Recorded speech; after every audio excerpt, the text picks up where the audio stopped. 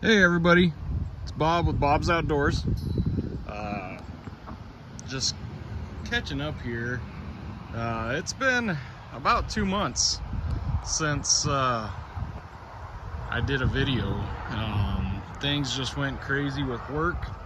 I was just plain too busy, honestly, to do a video. So I was going to bring you guys up to speed on what's going on here. Things are a little different around here. I think last time we left, or I made a video, we had gotten some poles in the ground and we were just getting ready for concrete of the pad on the building, and well, things are a little different. Unfortunately, for 2 months different. It's not as far as I'd like it to be, but yeah, the building is framed up. We've got a couple little things to do. Hopefully you guys can hear me. The wind is blowing like crazy today. We've got 2 more windows in the upper section for where my office is going to be, and all of that to do yet. Up in there, there'll be a window right there and a window right there. Need to frame those up yet, and then we've got to put the I guess I would call them purlins on the inside of the building for the ceiling to mount up to. That has to go in yet too. But yeah, so in my last video, I kind of went on and on and on about saying, okay, I'm not going to do an apron out in front of the building, and as you can see, we did an apron and a little bit more than an apron. I don't know, we went back and forth, and we just decided to bite the bullet and go ahead and put the concrete apron out in front. They just poured this last Friday. It's Tuesday today, and they poured this last Friday morning. 29 yards for the patio there, the sidewalk, the apron out in front, and then we continued it on over there to where the driveway from the house comes out. All that water will come down here that comes from the driveway, will come down here and run out and then down over to here. So I wasn't completely wrong. We did put slag down in right here. I just got that done last night, actually. I don't know what these dogs are eating over here, but Nico, what do you got? But somehow he found some tinfoil. Hey, no, that's gross. Come on, come on. But yeah, put the slag in. I'm gonna put some railroad ties along this edge and maybe this edge to keep that slag up there. Slag has gone up significantly in price. That's why I kind of just decided to go ahead and do the concrete, because it was about $400 and some, almost $500 per load of slag, and I mean, it's, well, a little over $100, I guess, a yard for concrete. So concrete's still quite a bit higher, but and then the labor and everything else on top of it. But yeah, brought in some dirt up here. We're gonna get this all tilled in and seeded hopefully in the next couple days. That's what I had left from the slag delivery the other day. But as you can see, it has just, the construction has just pulverized the yard. It's just literally nothing but sand and dirt now. So we've got to get that reseeded and put back in. Dogs, come here. But come on, dogs. But this is all the steel. Steel did show up. There's a lot of it here. My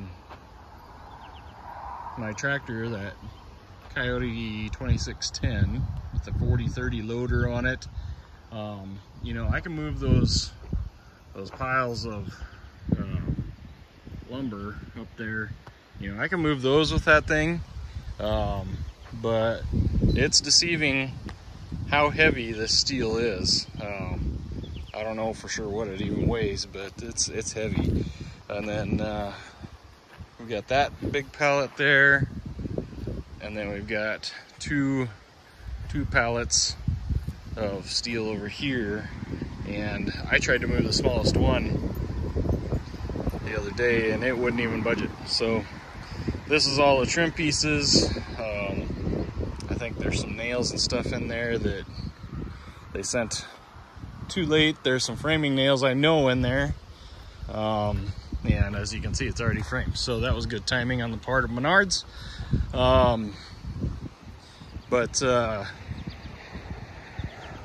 That box right there, or that pallet of boxes, that's all soffit material.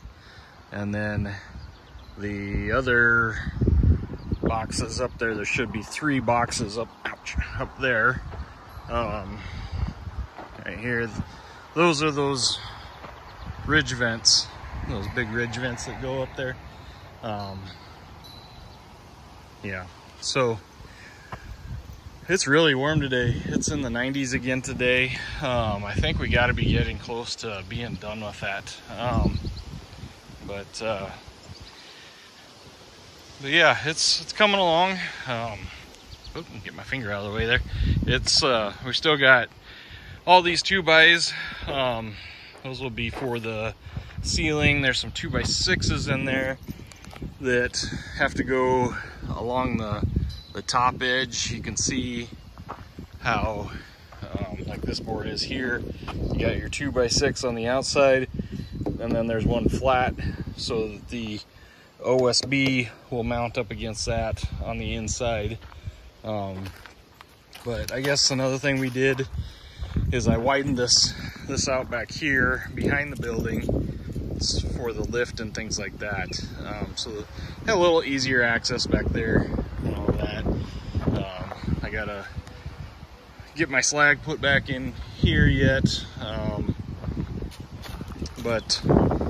Oh, and then Menards sent the wrong insulation. So we have to reorder that. They basically just sent like a foil, almost like a foil vapor barrier. I mean, it just looked like foil on the outside, and on the inside it was white, but it was about the thickness of like a thick, heavy-duty tinfoil. And that's what they were thinking we were gonna put on the outside of the building, which, I mean, we are going to do something I don't know for sure that I'm comfortable with, but that's the way we're gonna do it. Is it's a 5/16. It's foil on the outside, and it's white on the inside, but it's got a 5/16 foam core that will go up. It will be basically a vapor barrier and insulation all in one. And supposedly the way they figure it is with a 2x6 gap on the inside and OSB on the walls, that basically comes out to an R19 factor for the exterior walls. Now, I have been in some of these sheds that have this just because my builder told me to go check them out. And in the summertime, it seems great. I mean, it's very cool in there. But as far as the winter and the cold, I'm not sure. The electrician that's going to be wiring this, he did this on his building, and he swears that it works great. And he keeps his building heated just because that's his workshop, his office, and he said that's the only thing that he has in there for insulation. So I'm hoping, I guess worst case scenario is I have to add more insulation eventually, but that's what we're gonna go with for now and see how it goes. Like I said, you know, I've been around construction my whole life, and I'm used to like a bat, like a fiberglass bat with blow-in insulation in the ceiling. So we'll see, but I don't know, both my builder and the electrician both say it works great, so we'll see. But yeah, this is probably my next challenge here, is getting this all tilled up and seed planted in here. The process has gone slow. This steel just showed up last Friday, and it took probably another 2 weeks after I made my last video for the rest of the lumber to show up, and then it was probably another 3 weeks after that for the trusses to show up, and then it's been just slow, you know. My contractor's frustrated. He apologized all over the place, but he said, you know, with as slow as it's taking to get all these materials, he said, I gotta get another couple jobs lined up, just because this project that we thought would take 2 months, just getting the materials in, has taken, you know, what, 6 months, you know. So it's been crazy. I talked to him today. He hasn't been here, honestly, to work anyway, for about 3 weeks, which is really frustrating. But in fact, I did all of the 2x6 going in this way. Me and the wife and my kids and father-in-law, and we framed in all the windows, got those all done. You know, trying to get some of this done so that it moves forward. But yeah, it's been a slow process, and I need to get those upper 2 windows framed in, but I can't do that till at least Friday of this week, but probably more like Saturday, just because I want to make sure that we give this concrete a good week before we drive on it. And I got to drive on it because I got to put the basket that we use to lift up, you know, man lift part of it, up there, so I can get those 2 windows framed in. And then we also need to go around the very top row of with those 2x6s too, and then we got to go along the bottom, I guess, with 2x4s, so that OSB has something to attach to on the walls, for the top and bottom. So there's a lot of stuff to do yet. I don't know, very frustrated. Everybody keeps asking me, man, what's the deal with your building? You know, it's taking forever. And yeah, it is. I don't know. It hasn't been a good experience, I'll say that. I'm just gonna say it because it's true. It's been taking forever, and pretty disappointing, but I mean, it is coming.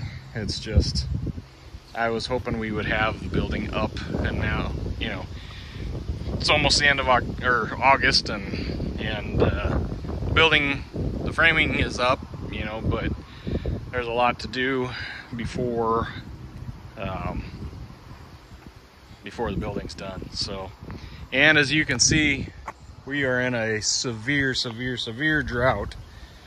It hasn't rained here, measurable rain anyway, in months. Everybody quit watering their yards because everybody's afraid the wells are going to go dry. Wife's been watering the flowers a little bit here, but that's the color of the steel, the tan. It's kind of a big blow up with the wife. She was telling me, I actually brought the sample home and let her pick out the color that she said was closest. So she picked out that color, and then we were in Menards the other day, and she asked what color steel we went with, and I told her, I was like, well, the color that you pointed out, that tan. And she was looking at it up on the wall, and oh, that's gonna be too dark, it's not gonna match, blah blah blah. She actually even went up to the desk there and asked if we could return it, and they were gonna charge us like a 25% restocking fee, blah blah blah, all this. So very high stress. I wasn't very happy. And then the steel ended up getting delivered. The first thing I did is I went and I took the cover sheet out of there, out of the one package there, one pallet, and that's the PCC there. And honestly, I think it matches about perfect. She even said the same thing, so I was relieved at that. But yeah, so that's the latest on the building. I apologize for not getting videos out. It's just, you know, not my full-time job. My full-time job's been crazy this summer. I don't know.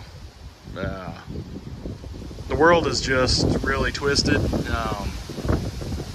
the way things are right now, and it's made my job very, very difficult as far as getting stuff in and dealing with gluttony in the industry and contractors that aren't honest, and it's been a mess. So I don't know what's going to happen with that either, but more on that might be to come. But I guess in other news, we did sell off 2 of the baby goats.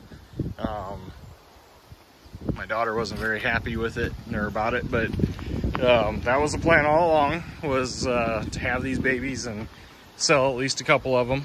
So we did sell off 2 of them, and yeah, but they are still, with the 2 that are here are escape artists. They keep sneaking out and sneaking back in, and I know that's the nature of goats, but it's been kind of a challenge. So yeah, we still have Penny and Geraldine, and we got Gabby, I guess, and Cinnamon over there in the corner. So those are the ones we still have, but there is a chance that those could be going away too. I don't know. Yeah, it started off as an FFA project for my daughter, and unfortunately, with, you know, how teenagers are busy and she's in a lot of activities, and it seems like the newness has kind of gone away, and unfortunately it costs quite a bit of money to keep goats fed and all of that, and time, and like I said, I just haven't had much time this summer, so it's been kind of a challenge. But again, I apologize for not putting out more videos, but you can probably tell I'm a little tired, a little stressed. I'm tired of the weather that we've had this summer. It's been terrible, and all we can get for moisture is hail. So there's a lot of people that are really suffering right now with this drought.